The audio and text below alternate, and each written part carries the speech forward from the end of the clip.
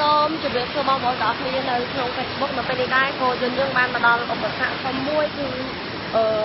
យើងប្រហែលយើងនិយាយទៅយើងទៅមុខអត់បានទៀតនេះគឺនៅខាងក្រោយក្នុងរបស់ខ្ញុំហ្នឹងគឺផ្លូវការពីមុនប៉ុន្តែពេលនេះទឹកហូរដាច់អស់ហើយគឺដាច់ហ្នឹងទឹកហូរខ្លាំងហើយនេះចំណោទផ្លូវទៅត្រូវឡើងអញ្ចឹងយើងទៅអត់រួចទៀតទេអញ្ចឹង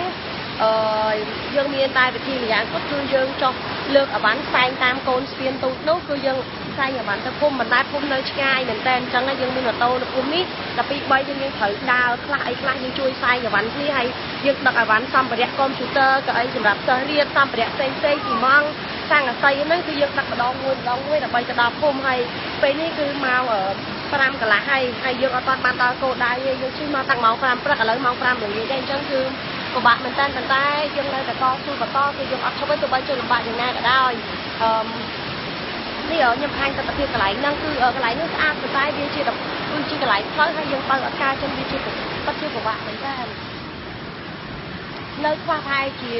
10 គីឡូទេគឺយើងដល់ភូមិហើយប៉ុន្តែ10 គីឡូសម្រាប់នៅណាគឺឆ្ងាយមែនតើដូច្នេះយើងនឹងរកដំណោះស្រាយបន្តប្រាប់ទៀតដើម្បីជញ្ជូនរង្វាន់នេះទៅដល់ភូមិហើយគ្នាយើងទាំង20នាក់ដែលស្ម័គ្រចិត្តមកទីនេះនឹងជញ្ជូនរង្វាន់ទៅដល់ភូមិដូច្នេះអរគុណបងប្អូនទាំងអស់គ្នាហើយសូមផ្ដល់កម្លាំងចិត្តឲ្យពួកយើងទាំងអស់គ្នាផងដាច់បាយតាំងពីថ្ងៃ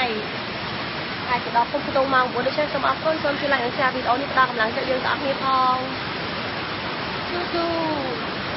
ជំរាបសួរបងប្អូននៅក្នុង Facebook អរគុណនៅពេលនេះដែរគឺយើងដល់កន្លែងផ្លូវឧបសគ្គបាក់មួយទៀតហើយមុនយើងទៅដល់កន្លែងភូមិបារៃហ្នឹងគឺទៅនេះគឺមុនផ្លូវប៉ុន្តែដោយសារទឹកហូរខ្លាំងពេកទៅវាដាច់ផ្លូវអញ្ចឹងហើយជិះចូលយន្តក៏ពិបាកដែរហើយនេះសម្ភារៈដែលយើងដឹកនោះគឺយើងចងជាប់នៅក្នុងបើចងអត់ជាប់ទេទាំងកុំព្យូទ័រទាំងអីហ្នឹងធ្លាក់ទឹកហើយពិបាកមែនតើព្រោះផ្លូវនៅនេះគឺឡើងចុះភ្នំអញ្ចឹងទៅ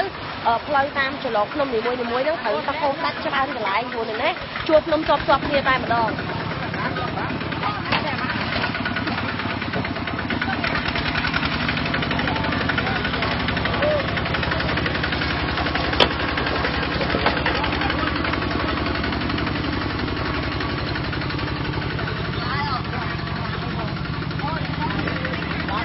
សូមអរគុណបងប្អូនទាំងអស់គ្នា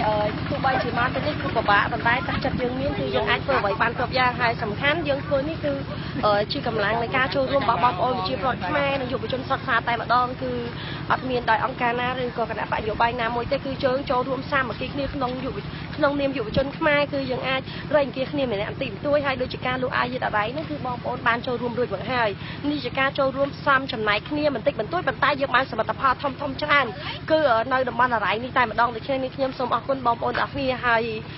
ទោះបីជាផ្លូវពិបាកយ៉ាងណារហូតដល់ពេលនេះគឺម៉ោង 4 ហើយយើងអត់ទាន់បានញ៉ាំបាយតែយើងនៅតែបន្តទៀតដូច្នេះយើងទាំងអស់គ្នាតស៊ូសូមអរគុណហើយសូមជួយ